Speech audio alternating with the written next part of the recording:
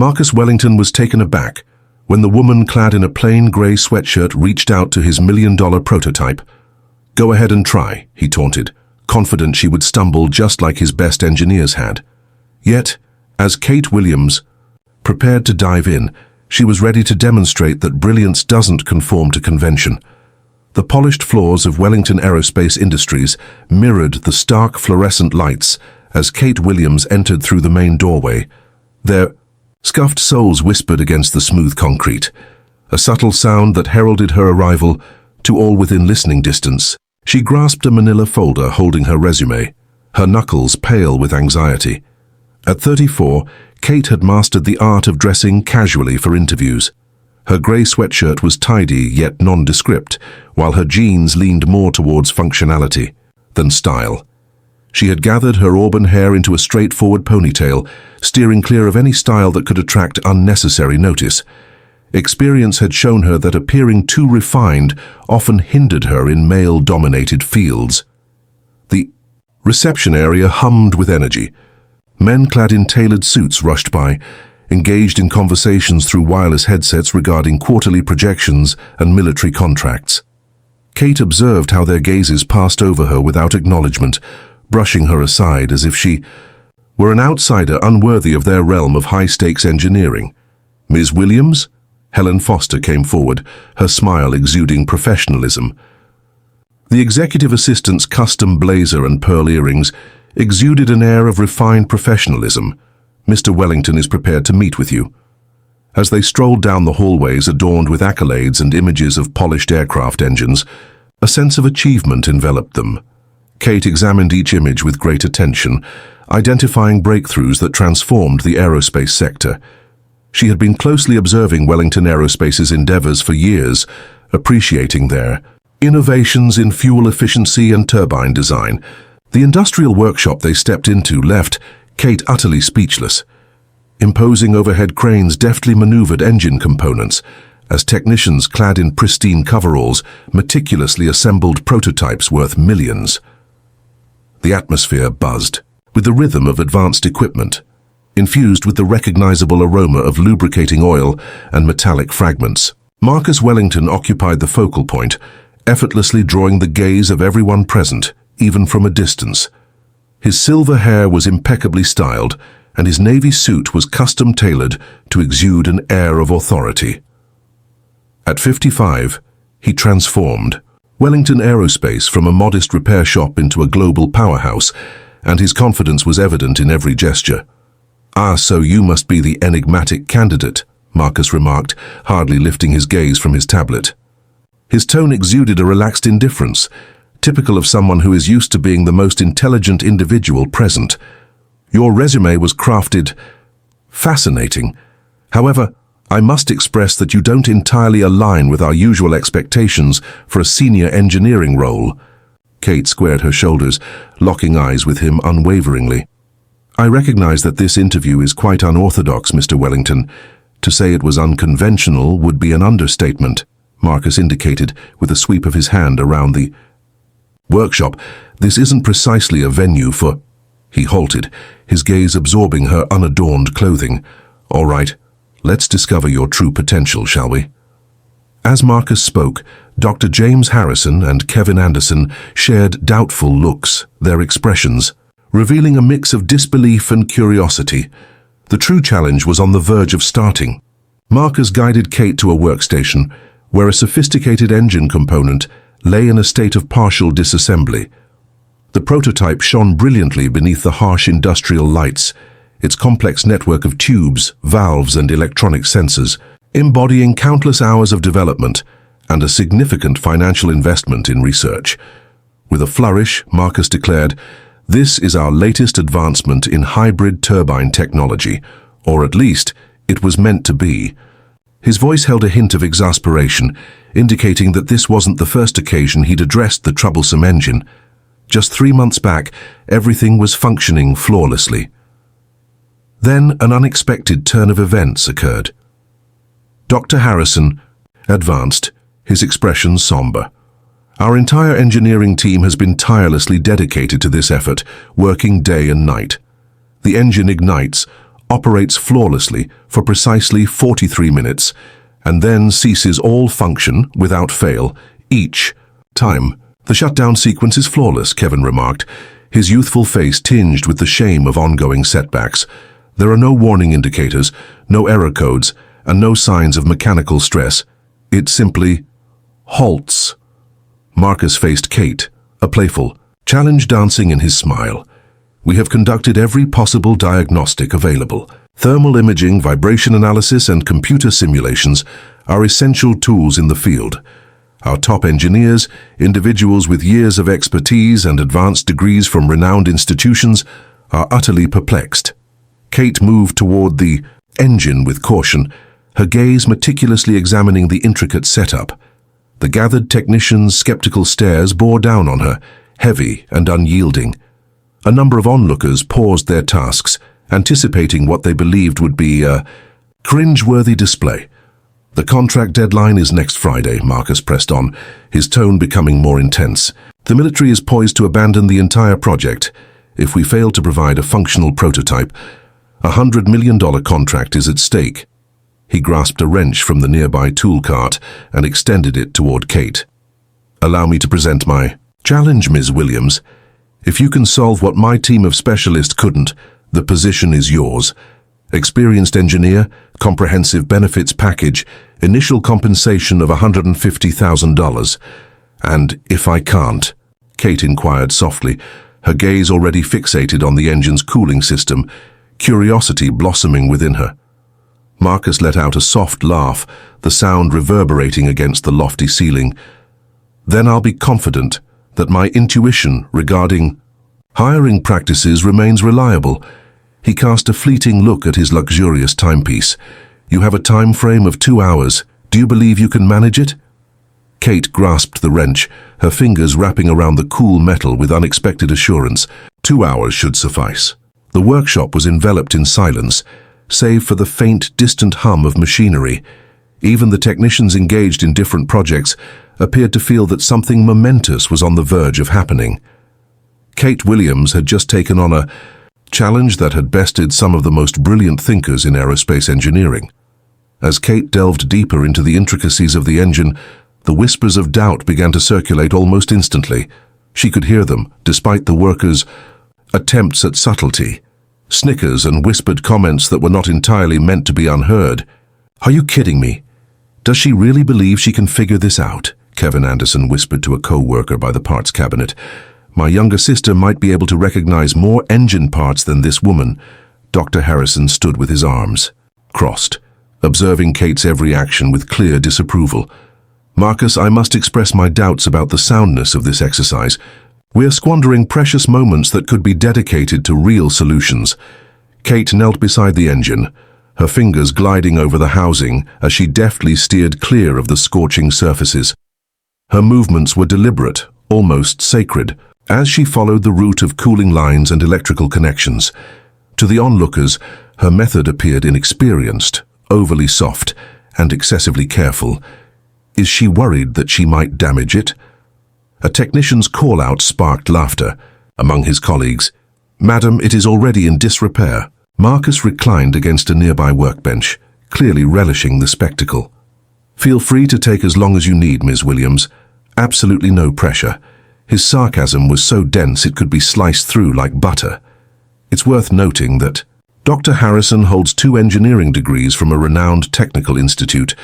Kevin completed his studies with the highest honors from his university's mechanical engineering program. And Tom Brady over there, Marcus pointed to the stern supervisor, has been tinkering with engines since long before you were even contemplating your future. 3 decades of practical experience.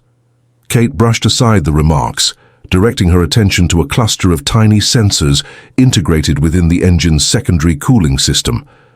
There was an unsettling quality to their arrangement, yet she struggled to identify the source of her discomfort.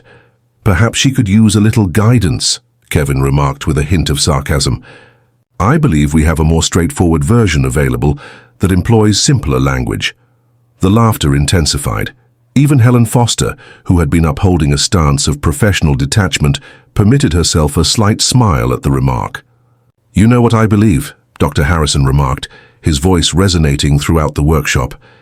This seems to be the outcome when organizations place a higher value on diversity than on skill and expertise. Good intentions, absolutely. But engineering is grounded in logic, not emotions. It's all about the outcomes. Kate's jaw clenched, yet she maintained her concentration on the engine. Throughout her career, she had encountered different versions of these remarks, and she had discovered that the most effective reply remained consistent. Allow her creations to shine on their own. 43 minutes, she murmured softly, almost as if the words were meant for her own ears alone. Consistently, 43 minutes, without fail. Marcus glanced at his watch once more. There are 1 hour and 58 minutes left, Ms. Williams. To be frank, I don't quite understand the reason for prolonging this situation. Kate persisted in her careful analysis, appearing unaware of the growing critical remarks surrounding her. She possessed a serene concentration, her fingers gliding along wire paths and probing connection points, with the assurance of one who genuinely grasped her objective. "Has anyone looked into the thermal expansion rates?" she inquired softly, her gaze fixed on her task. Dr. Harrison let out a derisive laugh. "Absolutely, we have. That was truly the initial aspect we explored. We are professionals, Ms. Williams. What is the status of the sensor calibration sequence?" Kate continued her investigation, closely scrutinizing a group of temperature monitors positioned near the engine's core. "Everything is within the usual limits," Kevin replied with a hint of impatience. "We've examined every conceivable factor. The engine adheres to all specifications, successfully passes each test and operates flawlessly until it ceases to be," Kate concluded. She rose to her feet, cleaning her hands on a shop rag. "The timing is far too exact to be mere coincidence. 43 minutes hold significance. It's a boundary." Tom Brady gave a dismissive shake of his head. "We've conducted thermal profiles, stress analyses, and fluid dynamics simulations, my lady. If a limit existed, we would have discovered it long ago." Marcus's impatience was becoming increasingly apparent. The initial entertainment of observing Kate struggle with the task was fading, giving way to worry over the looming deadline. "Ms. Williams, I value While your enthusiasm is commendable, it may be time to recognize that this issue exceeds your current abilities." Kate circled to the other side of the engine, examining it from a fresh perspective. She noted that the routing of the cooling system appears to be inefficient. What is the reasoning behind routing the secondary lines through the lower manifold rather than the upper housing? Dr. Harrison responded tersely, stating that it was simply how the specifications were outlined. "The design parameters remain unquestioned. We pursue them. What happens if the specifications are incorrect?" Kate inquired, her tone remaining steady even as the tension escalated around her. The workshop burst into fits of laughter. Kevin almost collapsed with laughter, giving his knee a hearty slap. "Oh, that's quite amusing. The specifications are incorrect. Marcus, did you catch that? Our enigmatic candidate believes that the whole engineering team responsible for this system committed a crucial mistake. Those specifications," Dr. Harrison stated with a simmering intensity, "were crafted by some of the most brilliant aerospace engineers in the country. They have undergone rigorous testing, multiple rounds of validation, and have been confirmed through both computer simulations and tangible prototypes." Marcus distanced himself from the workbench. "Ms. Williams, I believe we have gathered sufficient information. This has been informative, yet I have a company to manage and a timeline to adhere to." Kate remained steadfast in her spot next to the engine.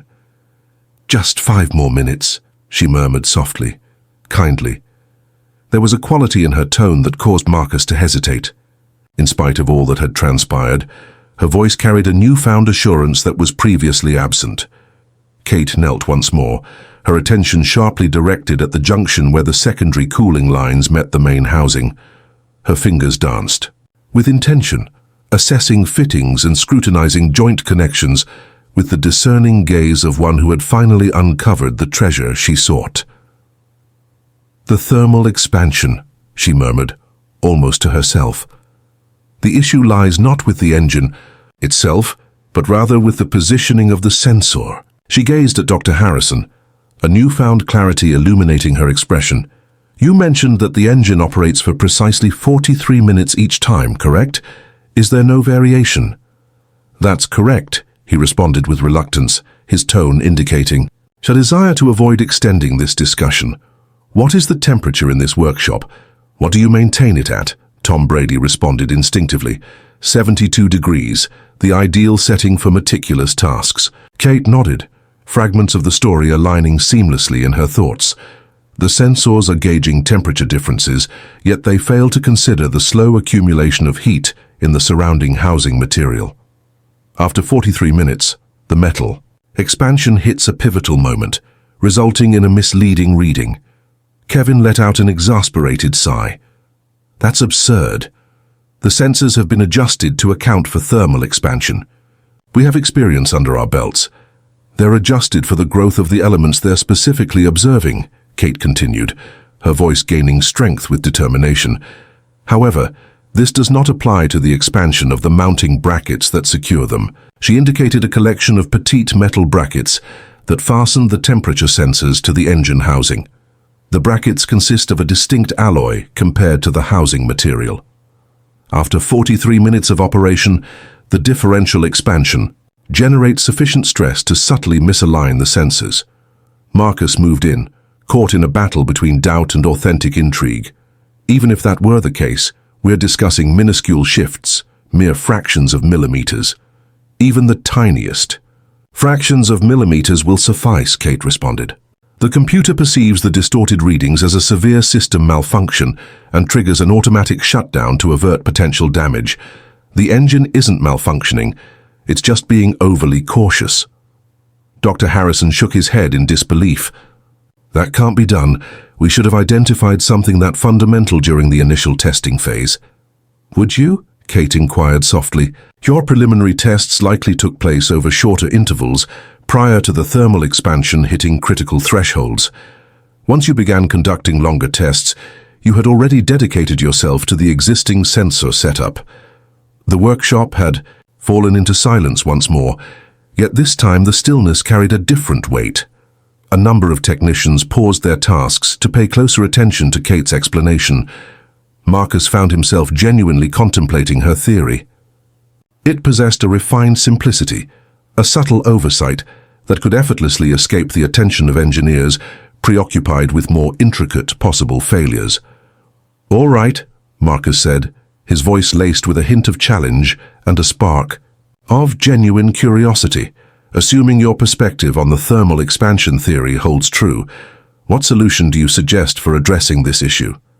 Kate was already extending her hand toward a toolbox. Her movements exuded confidence and purpose.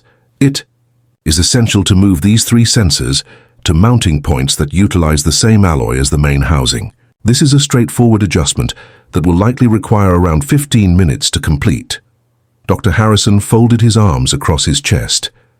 Ms. Williams, the sensors have been placed meticulously in line with the initial specifications. Relocating them might impact the whole calibration system. Only if we shift them considerably, Kate responded, already loosening the first mounting bracket with a practiced ease.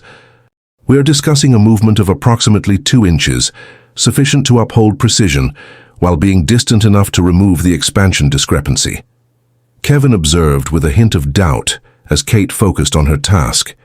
Even if you believe you have identified the cause, it's essential to refrain from altering a prototype without following the necessary documentation and approval processes.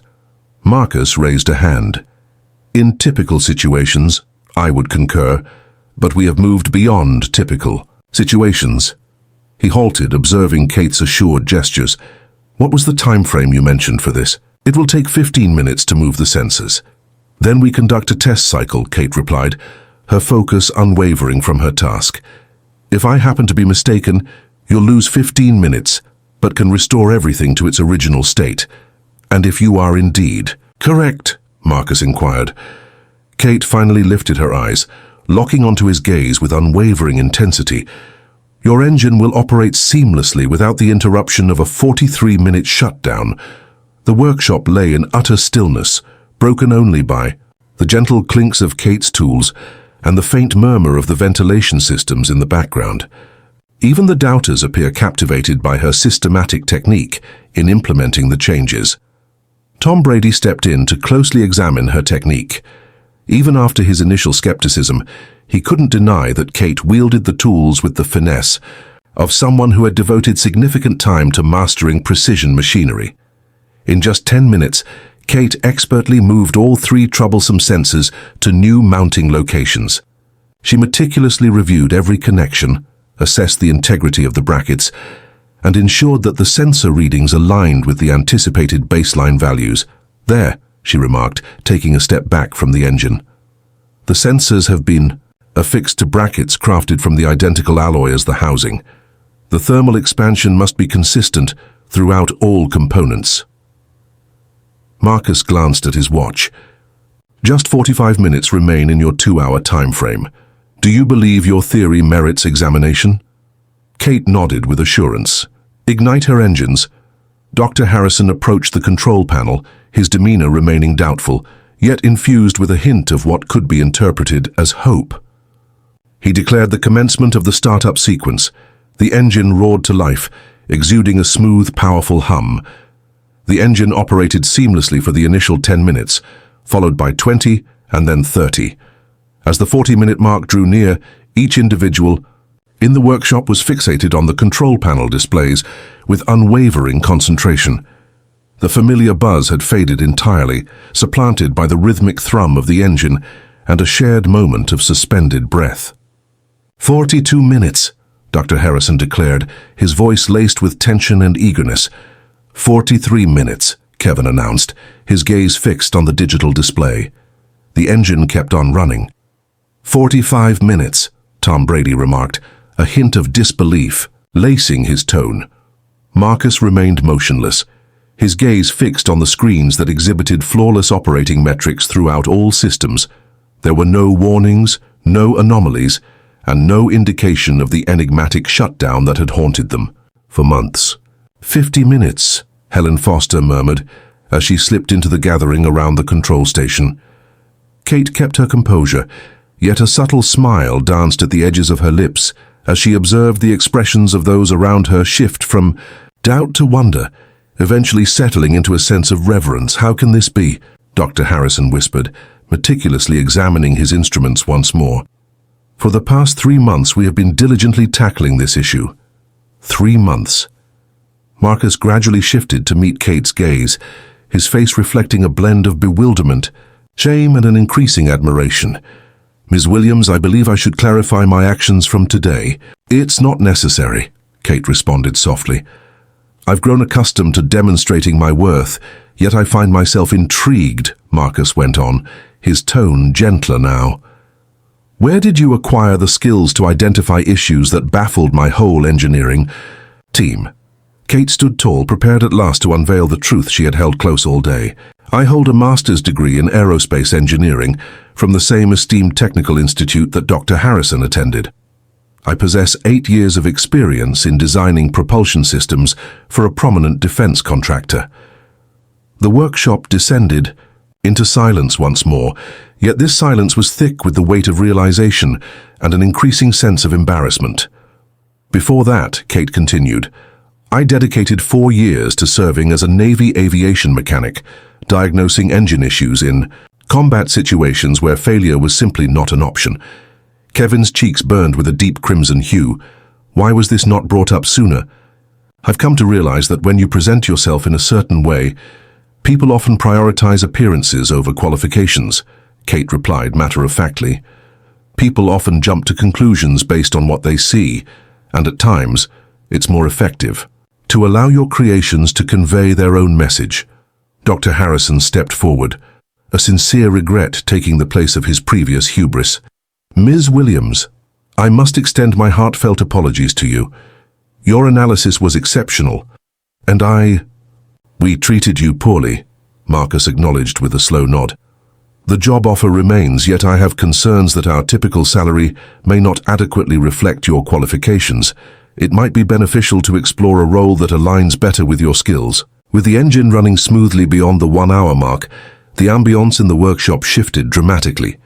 Technicians who had been chuckling just an hour before now approached Kate with a newfound respect, eager to inquire about her modifications and methodology. "Miss Williams," Tom Brady remarked, extending his hand with sincere warmth, "I've been involved with engines for 30 years, and I've never witnessed anyone identify a problem so gracefully." That was a masterclass in troubleshooting brilliance. Kate expressed her gratitude with a firm handshake. "Thanks, Tom. Often the most straightforward answers are the most elusive, particularly when attention is drawn to intricate options." Doctor Harrison continued to examine the sensor modifications, his head shaking in disbelief. The variation in expansion was so nuanced that our computer models failed to detect it. We sought out significant failures, while the issue was actually the gradual buildup of stress. "It's simple to overlook," Kate assured him. "I've observed comparable problems in aircraft engines where various metal alloys resulted in thermal stress points. It's essential to recognize that the mounting hardware can be just as crucial as the components themselves." Marcus sat in silence, his mind racing as he absorbed the weight of the recent events. At last he came to Kate, his face reflecting true humility. "Ms. Williams, I must speak candidly with you. My actions today were utterly unacceptable. I formed conclusions influenced by your looks and my own biases regarding the typical image of an engineer."